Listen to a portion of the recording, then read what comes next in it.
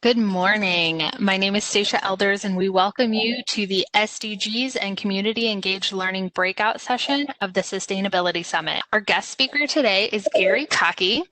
Gary has led the Office of Sustainability at UT Dallas since 2018 and serves as co-coordinator for RCE North Texas. Gary holds a master's in biology with a concentration in ecology and conservation from TCU and has previous experience in higher education and municipal government sustainability leadership. At UTD, he is responsible for facilitating the integration of sustainability into academics, student life, operations, and administration, and monitoring campus sustainability efforts through the Sustainability Tracking Assessment and Rating System Report. Gary also leads regional sustainability through the RCE North Texas, which aims to bridge silos and foster cooperative efforts between higher education, government, private sector, and nonprofit to address regional sustainability issues more effectively. And with that, I will hand it over to you, Gary. Thank you, Stacia, and welcome all. So today I'm going to be speaking about the evolution of the sustainability program at UT Dallas, where our roots lie, the progress that we've made recently, and we're going to specifically dial in on the path forward and the tool that the Sustainable Development Goals provide for that path. But to begin the talk, I think it's really good to talk about our roots and to talk about the origin story for sustainability at UT Dallas. And I think this is instructive, especially in higher education, because with the breadth of sustainability, many different offices started in different places. And that means that you are rooted to be effective in different areas and you're growing into different areas. So at UT Dallas, we are rooted in operations. The Office of Sustainability began about a decade ago, and to this day, it reports through facilities management. And so I'm really grateful that when I took over the office about 3 years ago, I took over an office that was really excelling with regards to what we're doing in operations. And so that gives us direct influence over what we're doing for water conservation, energy conservation, composting, buildings. We have 8 LEED buildings on campus. We have a robust recycling program, and we have monarch way stations and lots of pollinator habitat on campus. And I'm able to directly influence that. And a lot of those items have just become part of the culture of facilities management at UT Dallas. And so when I was hired, a lot of my focus was to maintain that excellence, but then to grow sustainability into other areas. And so what we've been doing as a team, my team is myself as the director of the Office of Sustainability. I have a coordinator, and then we have a team of student workers. And so through our team, we have been driving the growth of sustainability through the ASHE STARS tool. So if our attendees are working in sustainability in higher education, you're probably more familiar with ASHE STARS than you perhaps would like to be.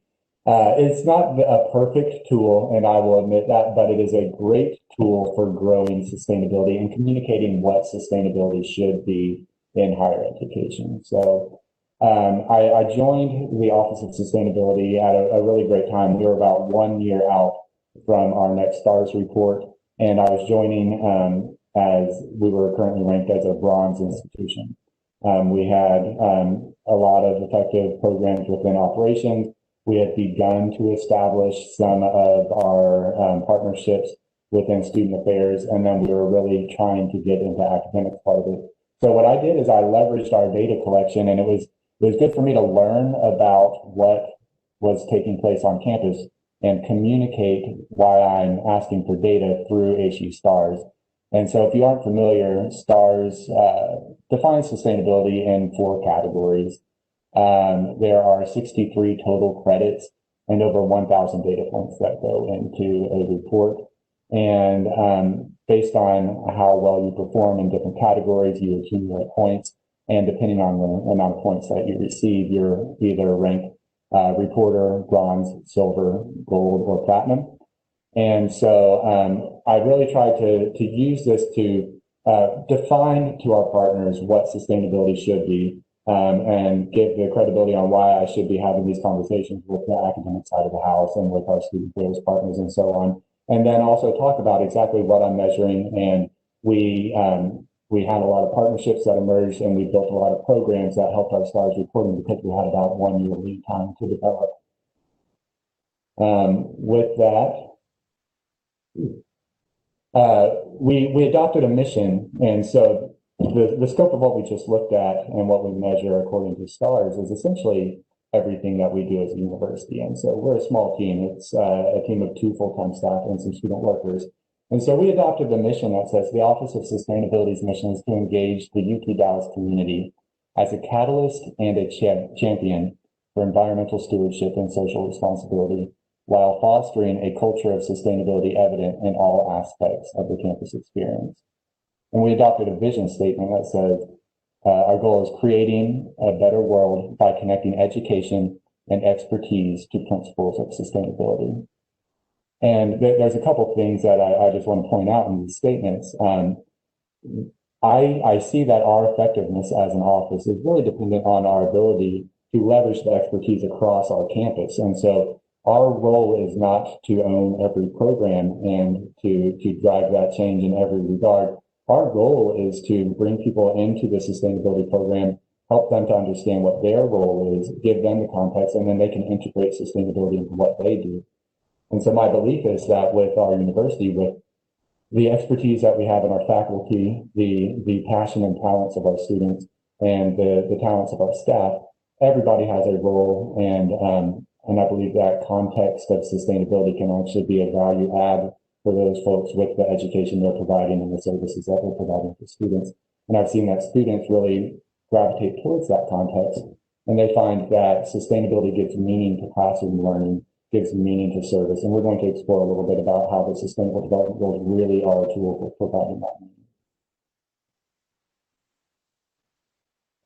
So a quick overview with our STARS report. What did we talk about?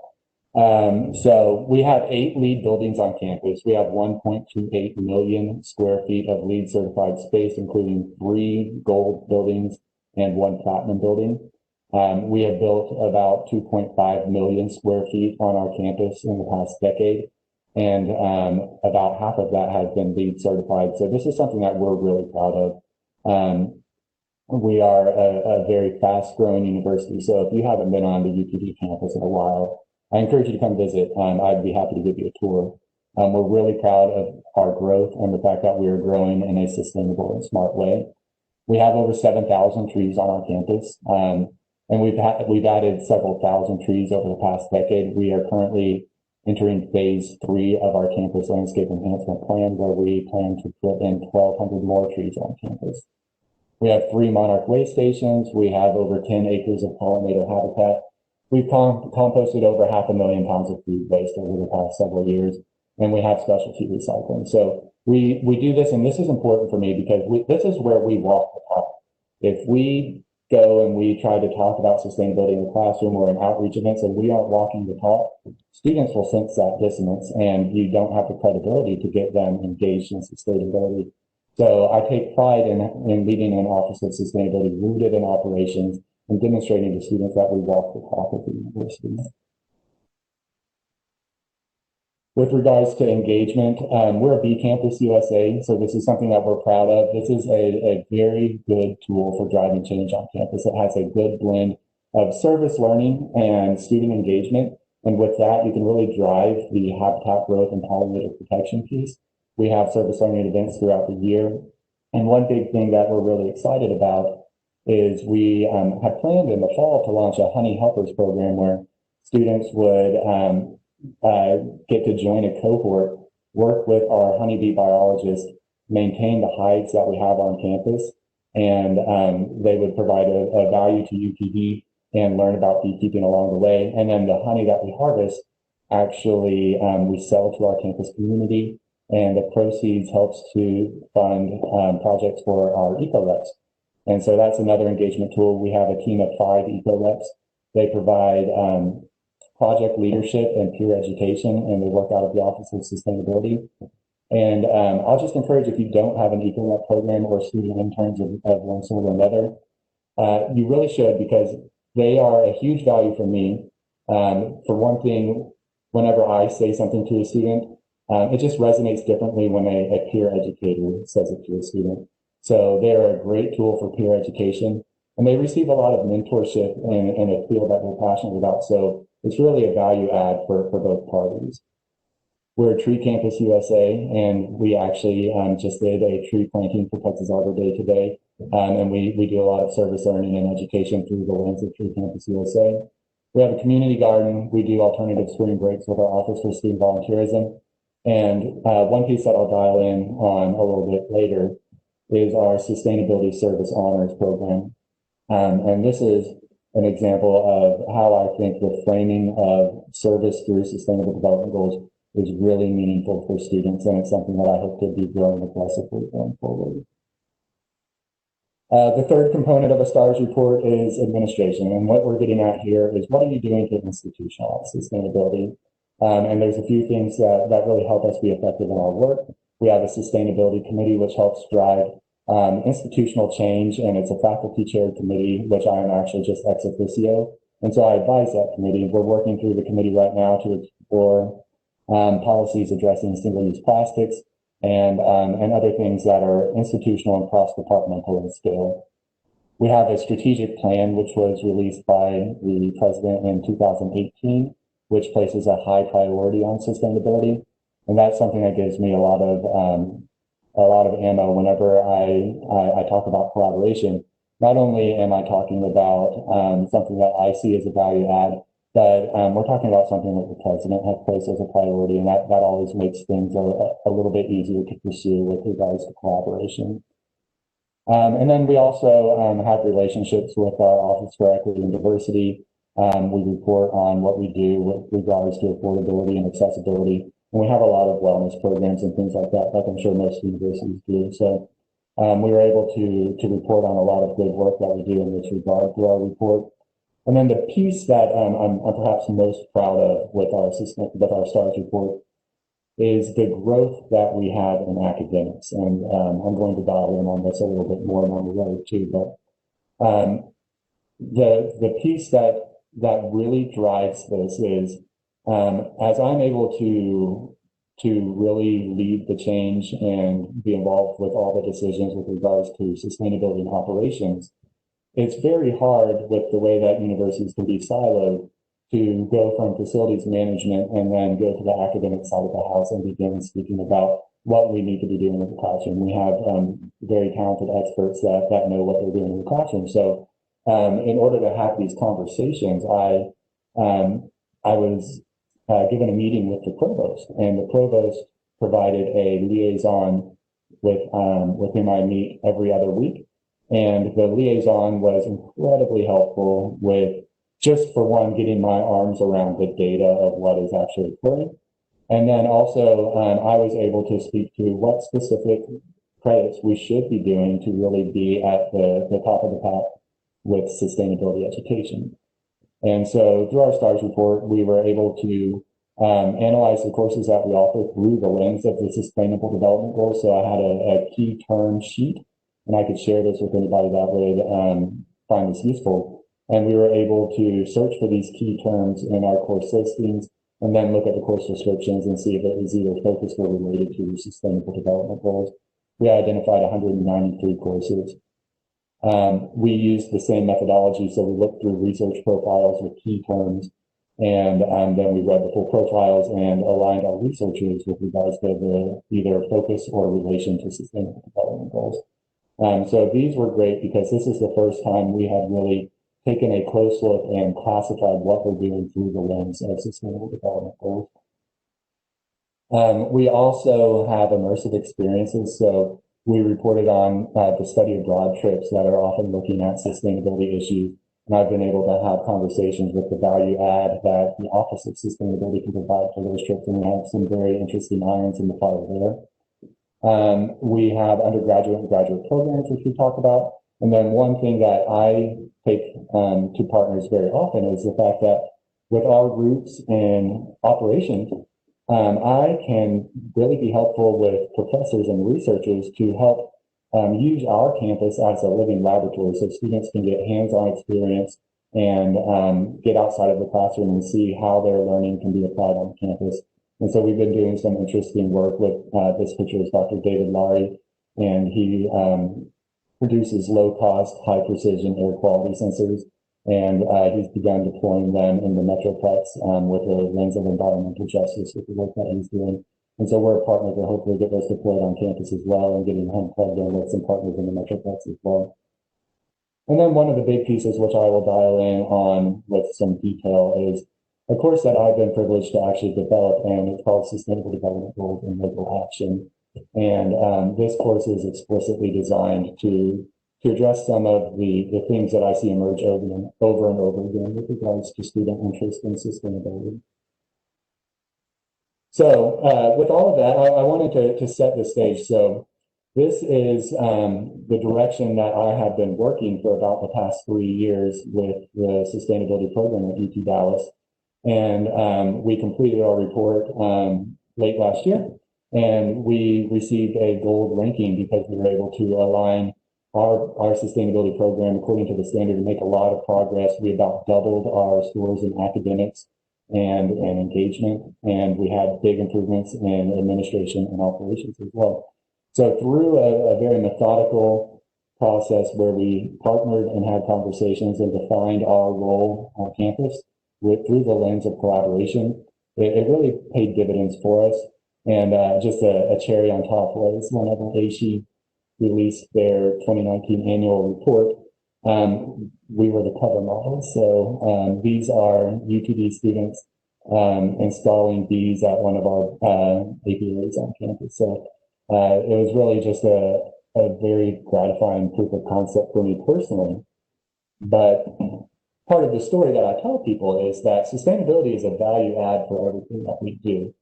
And so for UTD, our president has identified aspirational peers. So these are universities with whom we compare ourselves with in a bunch of different regards. They have similar academic focuses, similar student enrollment, and so on. And when I looked at where we were in 2016, with regards to sustainability, we had some catching up to do. And with the strategic plan released in 2018 and an emphasis on sustainability, I was really able to articulate the value add that we could have through partnership. And I'm pleased to report we have work to do. I would like to move up more, but we more than doubled our score.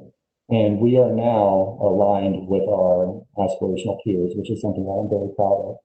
And I should note, I'm underselling Purdue. They are now a gold-ranked institution, so I need to update my data. But the story for us remains true, where I believe for us to be the university that we aspire to be, it's imperative that we excel in sustainability. So that brings us up to where we are. And I'd like to talk the rest of the time about where we're headed and the value that sustainable development goals provide. What you're looking at right now is a press release from the National Academies of Sciences, and they provided a report over sustainability education released on October 13th.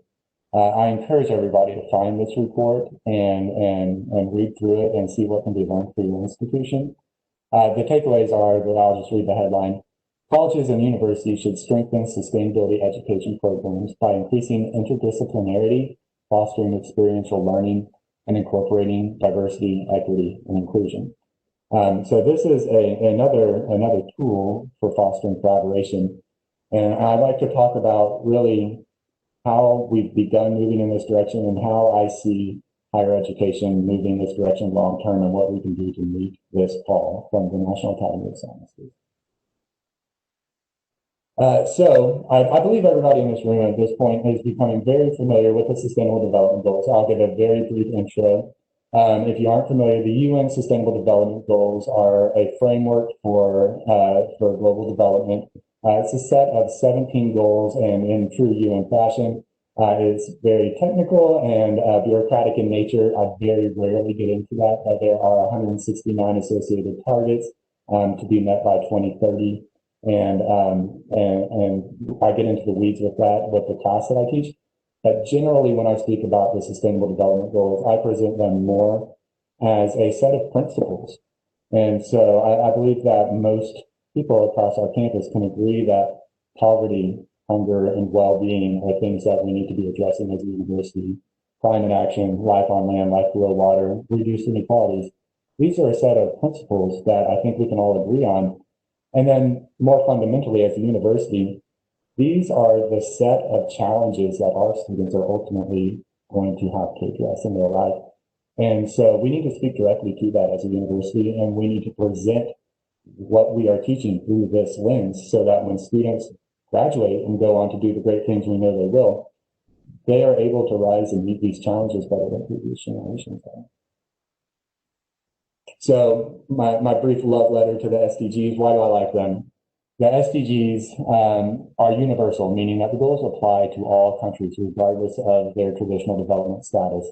And so this is something I'm intentional about. For instance, hunger, it manifests differently in different regions.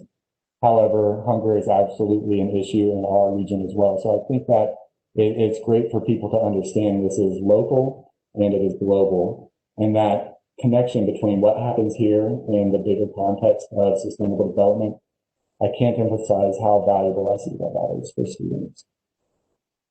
Definitions, the Sustainable Development Goals define sustainability through environmental, economic, and social dimensions. And so I like to do an activity with students where I will have them look at these 17 goals, rank their top 3 or top 5, ask them to reflect on if they gravitate more towards environmental, social, or economic issues. Is that a surprise to them? Does their major align with their passions? Do they plan to pursue a career aligned with that? And there's a lot of reflection and aha moments that can be had through them. The SDGs feature 17 interconnected goals, 169 targets, 232 indicators. They are integrated and indivisible. So none of them are meant to be addressed in a silo. By addressing one, it's imperative that you're going to be addressing others as well. And then just a side note, I love that there's 17 of the SDGs because it's not a flashy number, it's the right number. They didn't look to narrow it down to, let's just pick the top 10. They rolled with 17, which I respect. Departments, the SDGs require policy coherence and government-wide approach. So in order to really be effective, it requires that one hand knows what the other hand is doing. And I think that's an important connection to make. In a class that I teach, we often see how people fall through the cracks because one hand does not know what the other is doing.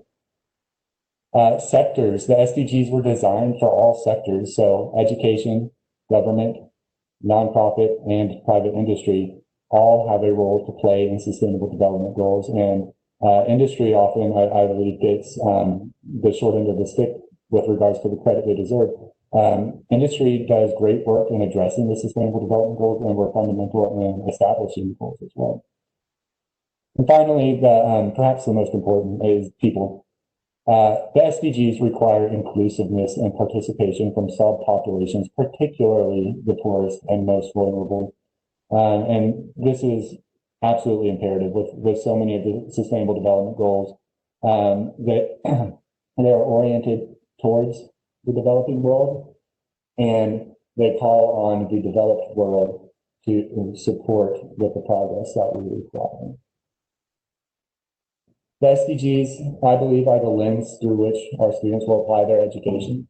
What I've found over and over again as I've had conversations with people about sustainable development goals and the role that they have to play, like the STEM students, they tend to know that they have a role. Perhaps they think that they have the only role.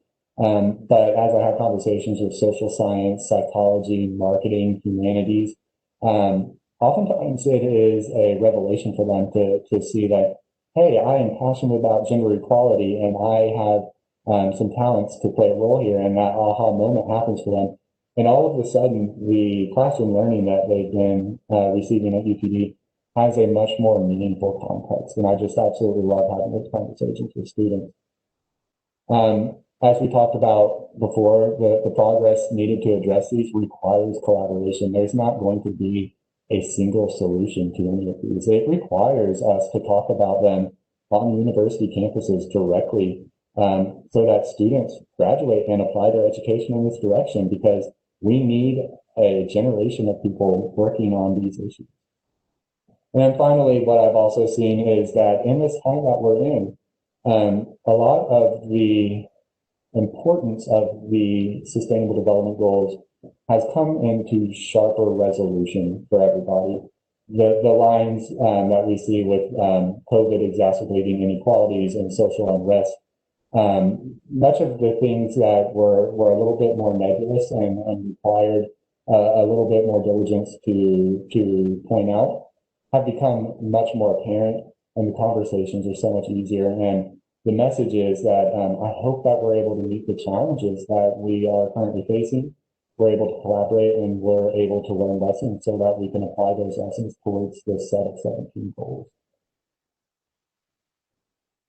So specifically, I'd like to talk about a few things that I'm especially proud of. So the first of which is the course that I was privileged enough to get recruited to teach and design from the ground up exactly as I wanted. So the course is UNID 3310, it's Sustainable Development Goals and Local Action.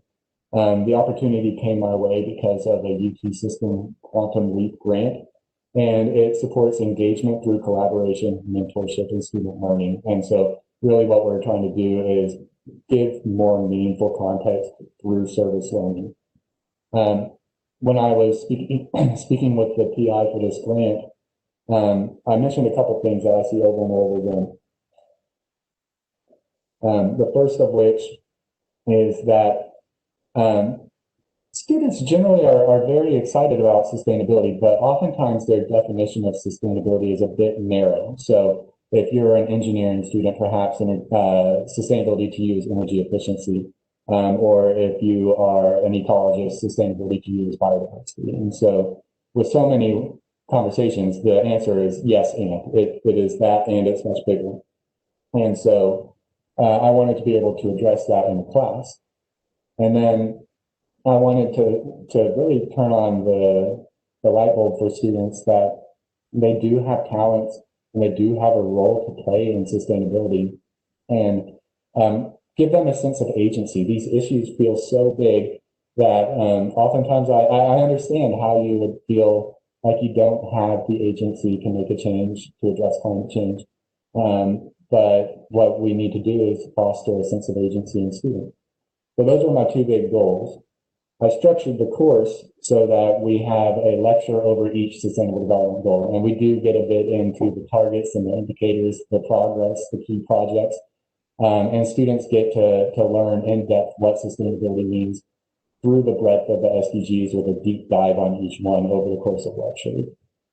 We bring in guest lectures from local experts and practitioners so they get a local context of what is really happening, and so that makes the SDGs much less abstract, and they get to see what real work for progress looks like. Then each week after the lecture on each SDG, they then go and identify an article that piques their personal interest, and they provide a reflection over that article. And then the next week we have facilitated discussions over that. So we get to learn from one another's perspective. So each student kind of finds their niche. And so a lot of times they're looking at SDG 1, and then they find a niche that they explore through the lens of SDG 1, SDG 2, SDG 3. And it's really cool to see that, you have your social justice warriors, your students that are passionate about biodiversity, and they kind of tend to gravitate to that lens through their reflections. And then finally, what I want them to do is get that sense of agency, and that's through service or project development. And so we've done that a couple of different ways, and I'm going to talk about how we've done that in different semesters.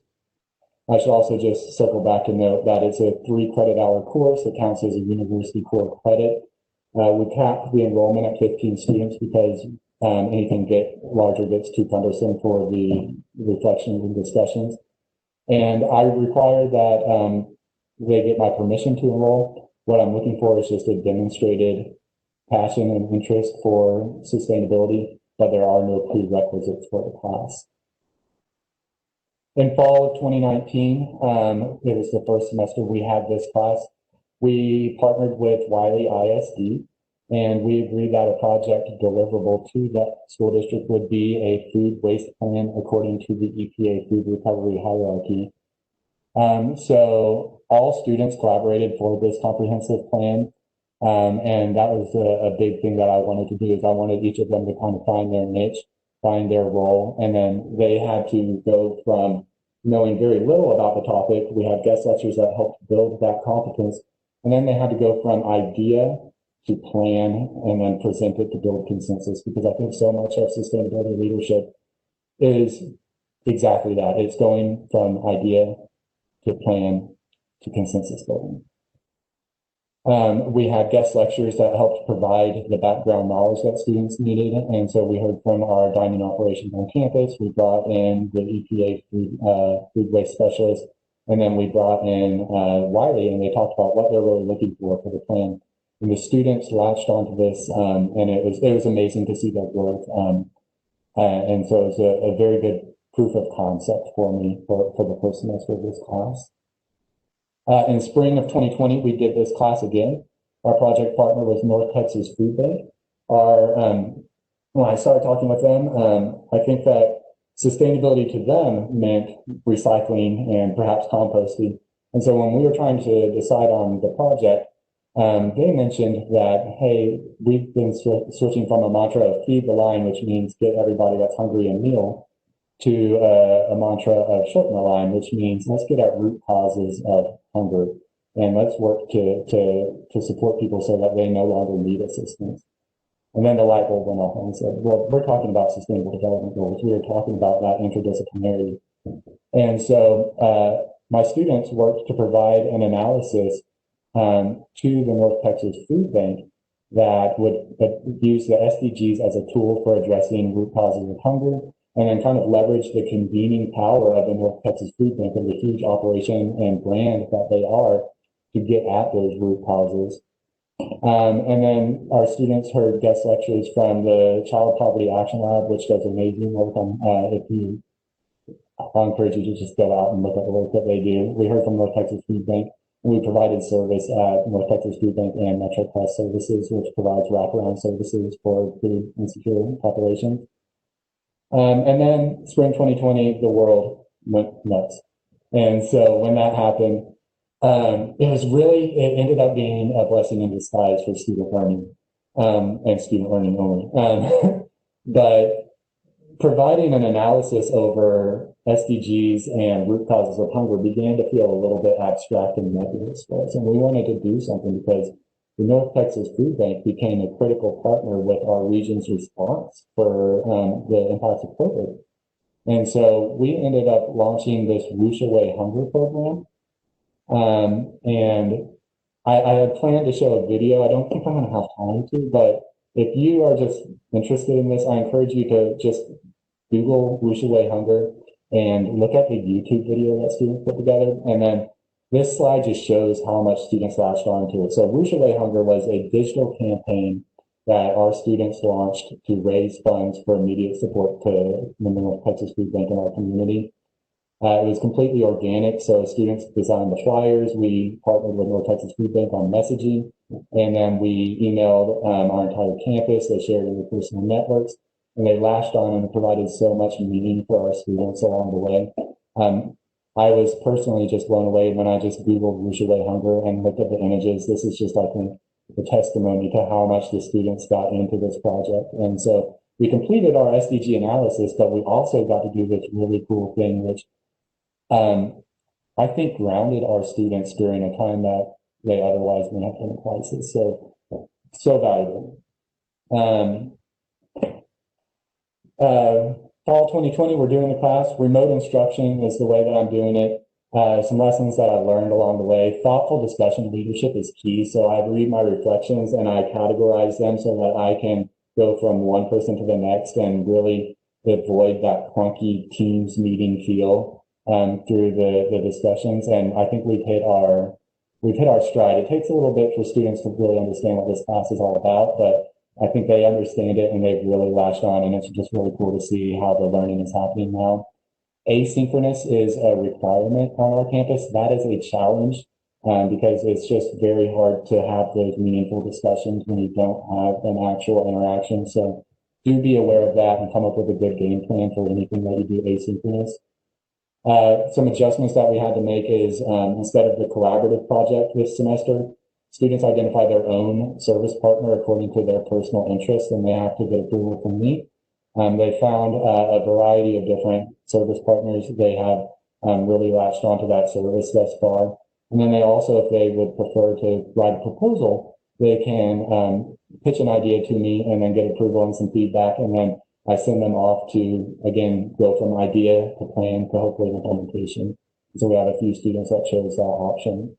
Again, a couple blessings in disguise with regards to virtual format is that it's easy for guest lectures. I have a whole series of local practitioners that are doing interesting work according to the SDGs. And so since I no longer have to build competence on a topic like food waste, we can talk about local practitioners in each area. And I think that that's really valuable for students. I have over here a screenshot from my syllabus, and I'm going to dial in just yesterday, the day after the U.S. exited the climate accord. We held our mock climate negotiation. And I just think everybody should know about this tool. It's called C-Rose. It is a climate simulator tool. It is developed by MIT, UMass Lowell. It's reviewed by the former chair of the IPCC. It is real world data, and students will negotiate on behalf of the regions.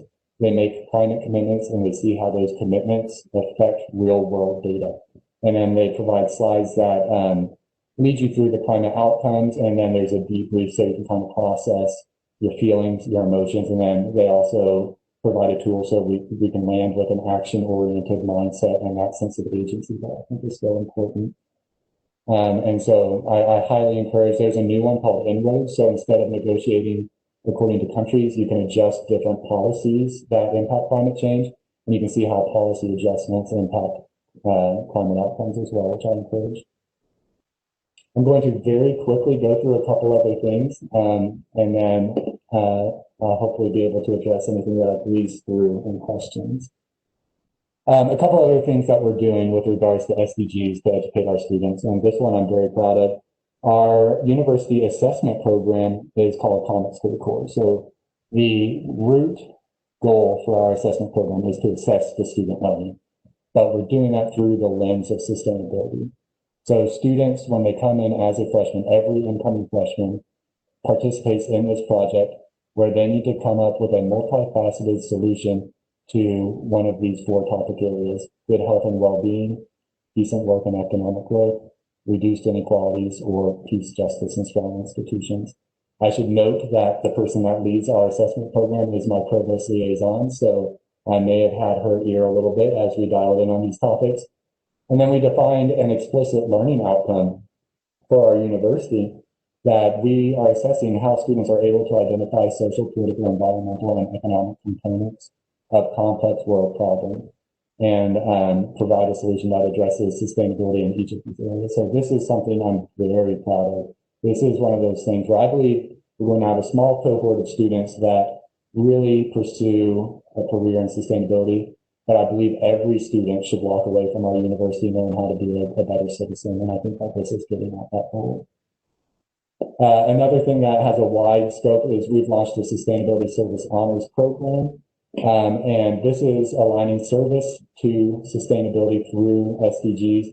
Students register, they log their hours, they reflect on how their service promotes the SDGs, and we're actually going to be growing this. We're bringing a campus-wide volunteer management software, and everybody is going to need to associate their service to SDGs. So even if the student is providing service because their fraternity, requires it, no matter how it comes on the campus, if it's related to SDGs, students will see that, and hopefully they'll understand their service is part of something bigger.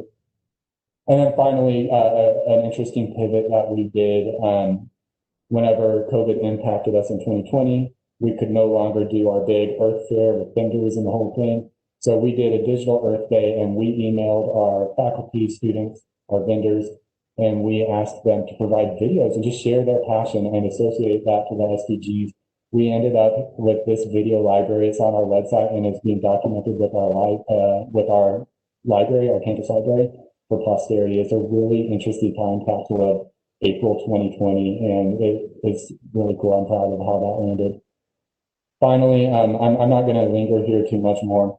The takeaway here is if you are interested in making progress for sustainability, I really encourage you to just, for one, keep collaboration top of mind and just see where conversations go.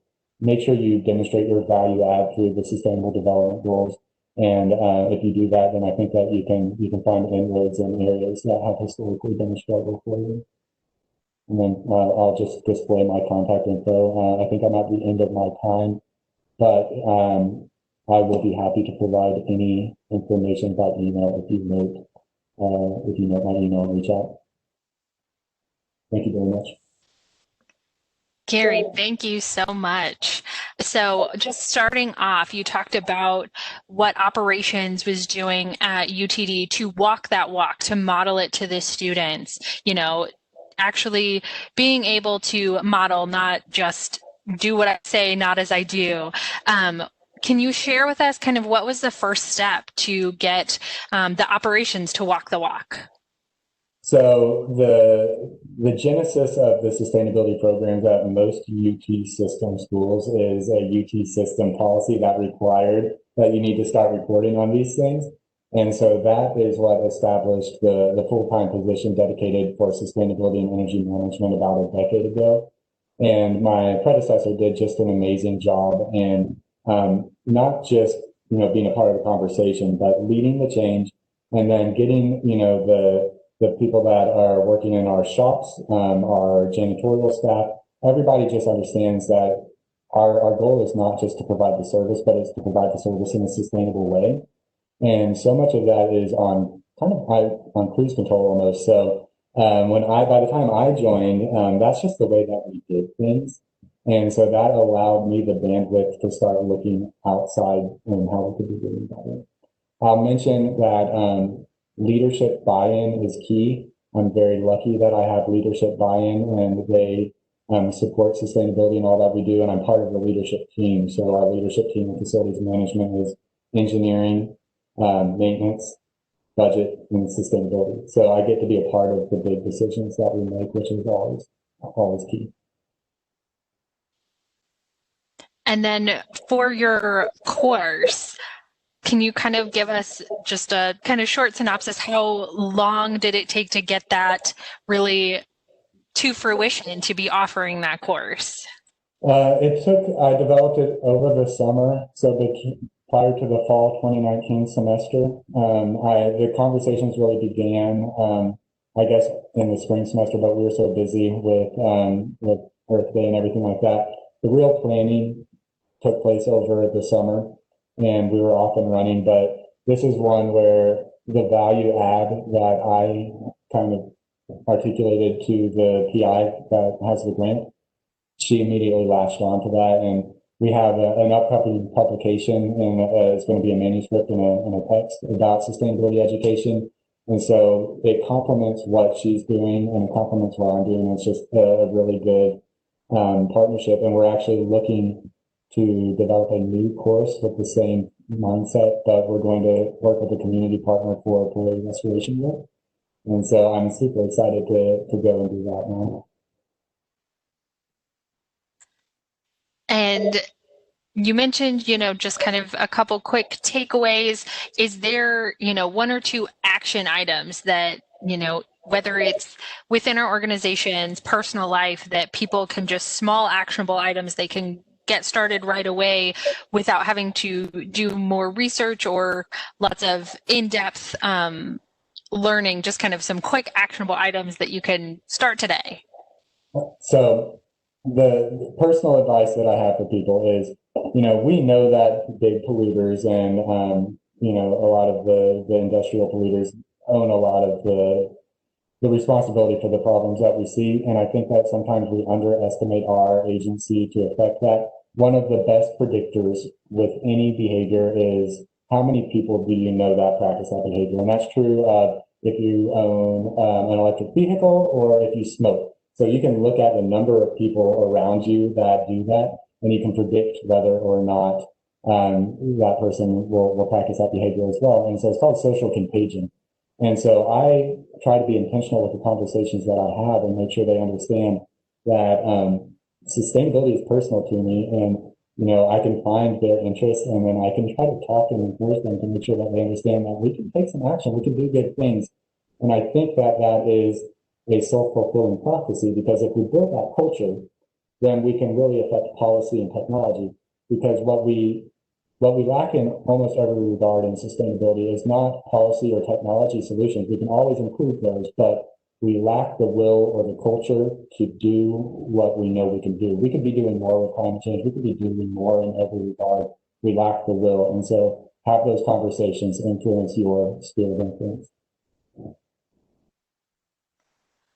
I love that. I love involving the people around you. It's not just you. A lot of times you think I'm alone in something. And so getting those around you involved, making it, just more known, getting, you tend to do things that the people around you are doing, and you are the sum of the people around you. So thank you so much for that. I am going to include the link to the Living Agenda in the chat. I just want to remind attendees the virtual vendor fair will begin at noon, and you can access that to the Living Agenda. The video that you mentioned, Gary, is there a link that you could share in the chat to that? Yeah, let me pull that right now, and I will put that in the chat. That way, if attendees, you can grab that link or quickly open that link. You have a 5-minute break before the vendor fair. And so that way, kind of just the cherry on top of this presentation, we appreciate all of you attending. Again, there will be an evaluation once the session ends. So please provide that feedback that will help us with future events. And again, I want to say thank you to Gary for joining us, for providing this insightful information, and everyone enjoy the rest of the Sustainability Summit. Thank you so much.